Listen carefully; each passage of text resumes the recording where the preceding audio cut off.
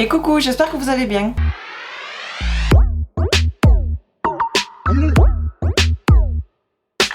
On se retrouve aujourd'hui encore une fois pour crash tester des produits, mais cette fois-ci ça reste tout de même ancien. C'est la palette de chez Huda Beauty de la collection Az et c'est la Purple. Je vous l'avais montré lors d'un haul et je voulais pas du tout ces palettes. J'ai pris aussi la Kaki et il y avait une autre, il y en avait 3 en tout et l'autre je la voulais pas. C'est pas des couleurs que j'ai forcément besoin. En général on n'a pas besoin de toutes les couleurs qu'on achète dans les nouvelles palettes. Mais côté harmonie, je préférais la Kaki et celle-ci. Et la Purple se présente comme ceci. Voilà. Là j'avais envie de ces couleurs. De base j'avais prévu une nouvelle couleur pop. Et puis je me suis dit celle-là elle reste quand même ancienne entre guillemets. Je crois que c'était l'année dernière que c'est sorti. Je crois. Donc il serait peut-être temps de se mettre à la page. Donc on va tester celle-ci. Lors de mon précédent crash test Kiko, je vous avais dit aussi que je retesterai du coup le fond de teint et la poudre mais avec une autre base. Et la base habituelle que pour moi c'est une valeur sûre. Je n'ai pas de problème en règle générale avec ce primer, c'est le Dior Backstage, la base de teint. Sauf que finalement j'ai eu le même problème. Le fond de teint s'est moins enlevé sur le nez ici, contrairement à la vidéo crash test Kiko. Et je vois tout de même que le fond de teint, je sais pas, il s'accroche pas comme il faut sur ma peau. Et ce, même avec ma base chouchou. Donc j'en viens à me dire que finalement, il n'y a pas de problème avec la poudre. Donc faut quand même que je la teste autrement. Mais là pour le coup je sais que ça vient du fond de teint parce que c'était bizarre avant même que je mette la poudre. Donc déjà je ne vais pas garder le fond de teint. Je pense qu'il ne convient pas du coup à mon type de peau tout simplement. Parce que il reste bien, il est léger exactement comme j'aime. Je vous l'ai déjà dit que moi j'aimais tout ce qui est couvrance légère à moyenne, ce qui est le cas avec ce fond de teint, mais je sais pas, peut-être que ça vient de ma peau, hein, peut-être qu'il convient aux peaux grasses ou aux peaux sèches, j'en sais rien. Moi je suis une peau mixte. Pour rappel j'ai pris la 01 en teinte et c'est la Ivory. Donc vu que je suis mixte, je ne sais pas. Dans tous les cas, je ne vais pas le garder parce que comme je vous ai dit, avant même de poudrer, j'ai vu déjà que le fond de teint était bizarre. Et quant à la poudre, ma foi, je vais le tester, mais avec ma base habituelle et mon fond de teint habituel qui me correspond très très bien. Et je verrai aussi si lui ça passe ou ça passe pas. Lors de la précédente vidéo crash test Kiko aussi, je vous avais montré 3 lips comme ceci, en style format lipstick de chez Colourpop. Et j'en avais testé un sur les 3 et aujourd'hui j'ai envie de tester le marron. Donc du coup je l'ai pris comme ça au moins, ça fait encore tester une petite nouveauté. Et j'ai pris aussi, en plus j'avais acheté chez Beauty Bay, de la marque Beauty Bay, un pinceau, voilà, comme ceci. Donc on va tester ça en même temps aujourd'hui, ce qui fait qu'on va tester seulement ces 2 petits produits avec ceci. Parce que après le fond de teint et la poudre, c'était un recrash test. Donc je vais vous approcher un petit peu plus et puis on va commencer les yeux. J'ai déjà appliqué ma base P. Louise. Et puis voilà, on commence. J'ai recadré aussi un petit peu plus, j'ai levé la caméra mais je pense qu'il va falloir que je lève la prochaine fois un petit cran en plus. Du coup pour parler de la palette, on a... Est-ce que c'est marqué le grammage dessus? Alors attendez. Peut-être ici, on a 5,8 grammes pour 9 farces, si je dis pas de bêtises. Donc c'est pas beaucoup du tout, mais vraiment pas beaucoup. Et la palette hors code promo, parce que je l'avais eu à moins 25%, coûte 29,90 € chez Sephora. Après bien sûr vous avez aussi le site officiel, mais vous avez les taxes et tout et tout et tout et tout. Et moi je prends toujours avec moins 25% quoi qu'il arrive chez Sephora, que ce soit la promo d'office ou avec mon code gold où j'ai automatiquement moins 25%. Je n'ai aucune idée encore dans quoi je vais me lancer, mais en tout cas je vais venir appliquer cette teinte ici pour unifier toute ma paupière. Il n'y a pas de nom sur les fards et du coup je prends ce pinceau Beauty Bay. Ah déjà d'office, regardez. Ça me le fait encore plus qu'avec la base P. Louise teinte 0. Donc la toute blanche, je sais pas pourquoi. La 05 elle me marque plus. Donc hop.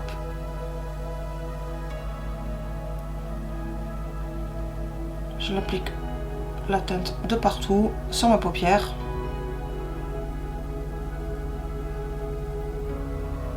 C'est un style de mauve clair.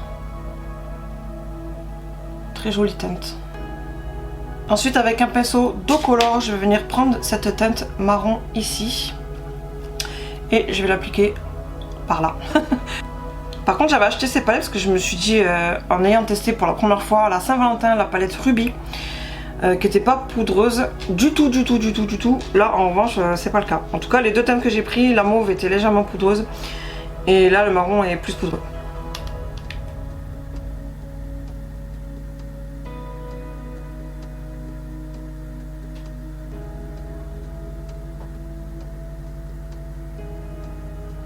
En revanche la pigmentation, hop, alors que j'ai tapoté tout l'excédent, vous pouvez voir que elle est là. Je pense que je vais faire le même style de maquillage que j'ai fait à ma précédente vidéo, un même genre, parce que je me réserve avec 2-3 autres palettes plus techniques, étant donné qu'il y a beaucoup plus de couleurs, que là c'est coloré violet, mais c'est pas de la couleur flash. On n'est pas dans la couleur extrêmement intense, donc voilà. Je me réserve de la technique pour des prochains crash tests tuto. Et je pense que vous vous en plaindrez pas, étant donné que vous aimez bien quand je fais des make-up plus simples. Je reviens prendre mon pinceau où j'ai appliqué le petit mauve, mais je rajoute pas de matière, je vais juste venir nettoyer comme ceci. Hop. Ensuite je reprends un pinceau d'eau color mais qui sera un petit peu plus fin. Vous voyez là. Je prends celui-ci et là il était un peu plus épais, de manière à ce que ce soit un petit peu plus précis au creux de paupière. Et pour le creux de paupière je vais prendre ce joli petit violet ici. Et cette teinte elle est encore moins poudreuse que le mauve et le marron. Donc je pense que c'est sûr même que ça vient du pigment. Donc, je vais pouvoir me rappliquer une couche parce que j'y suis allée mollo. Je préfère à chaque fois y aller tout doucement. Il y en a souvent que vous mettez beaucoup et vous dites ah c'est super pigmenté. Moi je préfère y aller tout doucement. Mais là vu que sur la palette on le voit extrêmement foncé, j'ai pas envie que ça fasse une tache. Donc je préfère en mettre 2 fois. Pour être sûr. Même en appliquant 2 fois, cependant, elle ressent moins foncée sur la paupière que sur la palette. Du coup, hop, je viens remettre une 3e fois, mais cette fois-ci, je tapote. Vu que j'en ai beaucoup, j'ai légèrement des chutes ici. J'espère que ça va pas trop tacher.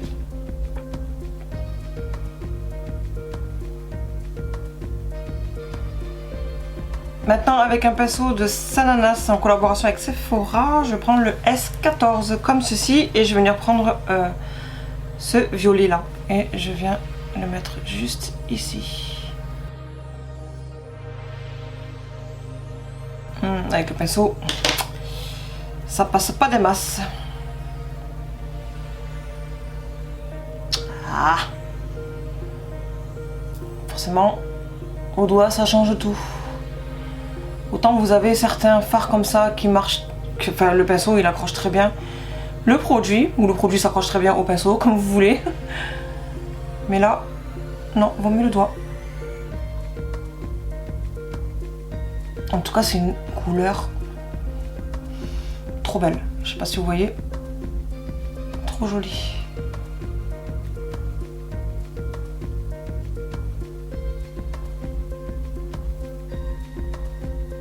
Et je viens légèrement en remettre par-dessus, enfin en mettre par-dessus le violet mat que j'ai mis tout à l'heure. Mais légèrement parce que je vais surtout insister ici.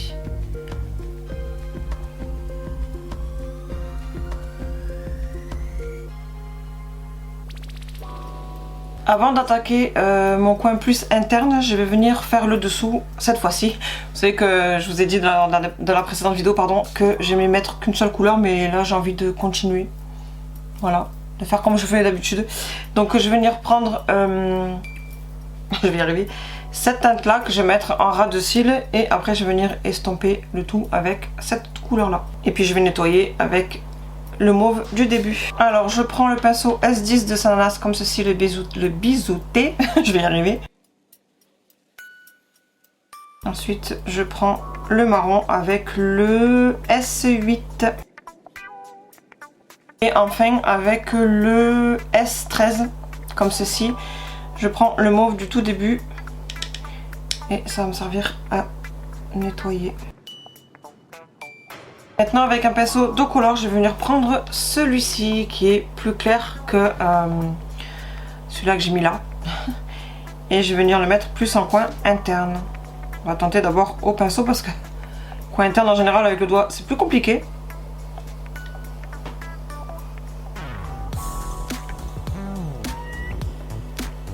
Ça va. Là on est plus sur un topper.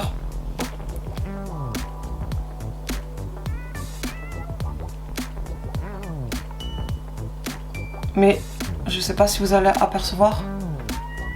En tout cas au niveau des reflets, il ressort plus lumineux que celui-là que j'ai mis là. Et c'est ce que je voulais.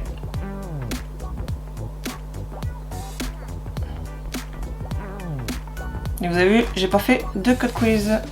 Pas besoin. Voilà, j'ai appliqué les faux cils avec le liner adhésif de chez Forever Lils, comme d'habitude. Je ne vis que par ça maintenant. Mes crayons coulent et maintenant on va venir prendre la teinte ici qui ressort le plus champagne et je vais venir le mettre en coin interne et ici. Et pour ce faire, je prends le pinceau, alors attendez parce que c'est tout petit, S16 de Sananas en collaboration avec Sephora. Je précise étant donné que maintenant elle a sorti sa marque avec ses propres pinceaux à elle, entièrement à elle et pas en collaboration, donc je précise collaboration Sephora. Et je viens mettre ici.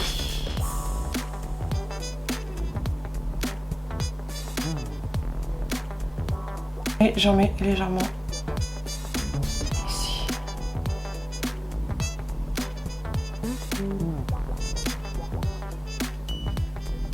Et maintenant on va tester le lip de chez Kiko, comme ceci. C'était la teinte 06 de la collection Mood Boost. J'allais dire Mood Boost, mais non, Mood Boost. Et c'est un joli marronné. Et comme je vous expliquais, c'est comme les lipsticks de chez Colourpop. Voilà, rétractable comme ceci. Et d'ailleurs, Tarte, je crois qu'ils en ont fait aussi. Mais on n'est plus dans le même prix après.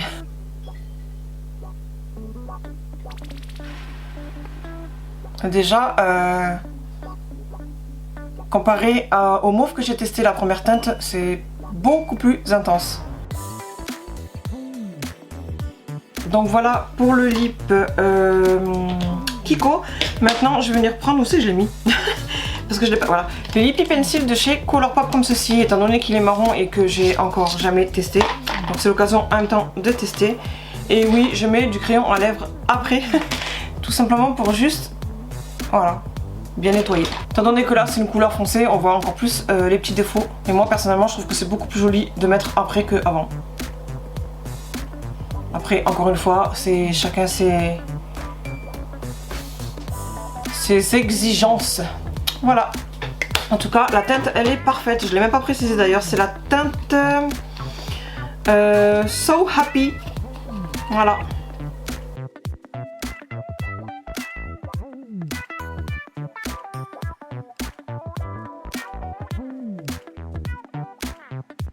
Donc voilà pour ce petit make-up qui est quand même assez chargé en couleurs. Je vois aussi que le fond de teint migre un petit peu sur mon arête du nez.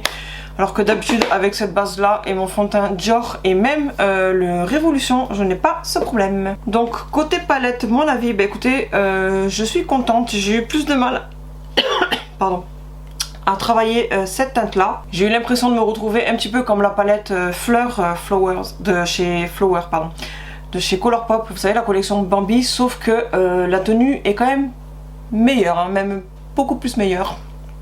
J'aime bien parler comme ça. Bref, et ben, ça va au final. J'ai eu plus de mal avec cette teinte là, mais contrairement à la palette Colourpop, parce que c'est avec celle que je peux comparer du coup, vu que j'ai eu le problème avec le violet. Voilà, quand vous appliquez, ça vous enlève pas du tout la couleur. Donc faut retapoter, mais en estompant, contrairement à celle de Colourpop, voilà, quand j'ai estompé, il y a tout qui partait. Ce qui n'est pas le cas avec cette teinte là. Donc plus difficile à travailler, mais voilà, ça tient. Après au final de cette palette, il y a 3 teintes que je n'ai pas testées. Donc ces deux là et celle du milieu. Et cette teinte là, j'ai swatché vite fait, genre je m'y perds. Voilà, celle-ci, j'ai swatché vite fait, elle est bien intense. Donc je vais refaire un make-up avec, de mon côté ou peut-être avec vous, j'en sais rien. Je pense plutôt de mon côté tout de même parce que je vais pas faire des vidéos qu'avec tout le temps la même palette. Quand c'est le cas, je préfère vous faire 2 looks ou 3 looks dans une seule et même vidéo. Mais il y a du potentiel avec les autres couleurs que je n'ai pas testé. Et comme vous pouvez le voir, le rendu, ma foi, est joli. C'est plus le style que j'aime porter en automne. Et pas maintenant. Mais voilà, comme je vous ai dit, j'avais envie de la tester étant donné que c'est une palette qui est sortie il y a un petit moment. Du coup, en même temps, j'ai testé ça de chez Kiko et ma foi, j'aime beaucoup. C'est pas le style de couleur que j'aime porter au quotidien, mais j'ai plus tendance à porter ça, encore une fois, en automne. Et puis j'ai crash testé le crayon et écoutez, ma foi, il est crémeux, il m'a bien étiré du coup ce que je voulais rattraper, nickel. Quant au pinceau Beauty Bay, écoutez, je n'ai rien à dire, il est bien fluffy. Et pour ce que je m'en suis servi, j'ai rien à dire. Quant au fond de teint, je vous l'ai dit, je ne vais pas le garder, hein, je vais le revendre parce que je sais qu'il correspondra plus à d'autres personnes qu'à moi. Moi, c'est que ça ne va pas sur la peau. Et puis lui, je vais le tester du coup, mais avec cette base-là que j'ai utilisée aujourd'hui, mais avec aussi mon fond de teint Dior de la même gamme, Backstage, et aussi mon Révolution, et je verrai du coup si c'est bien ou pas. Mais ça, c'est pareil, je le testerai du coup, comme j'ai fait aujourd'hui, en crash testant d'autres nouveautés. Et je vous en parlerai, comme j'ai fait en début de vidéo, de ce que j'en pense. Comme d'habitude, tout ce que j'aurai utilisé en dehors de la vidéo, je vous mettrai en barre de description. N'hésitez pas à y aller parce que souvent vous me demandez ce que j'ai utilisé alors que je vous indique tout en dessous. En bas à droite de la vidéo, vous avez une petite flèche, vous cliquez dessus et vous avez toute ma description. Et en plus, je suis gentille, je vous mets les liens à chaque fois pour retrouver le produit directement sur le site. Donc j'espère que cette vidéo vous aura plu, ce petit look aussi vous aura plu. Maintenant, je vous laisse et je vous donne rendez-vous jeudi avec une nouvelle vidéo qui sera encore une fois un crash test. Je ne sais pas encore quoi, mais en tout cas, je vais crash tester. Je vous ai montré déjà toutes les nouveautés que j'ai à faire, donc j'ai vraiment beaucoup de crash tests à faire. Donc rendez-vous jeudi et en attendant, je vous fais plein de gros bisous. Bye!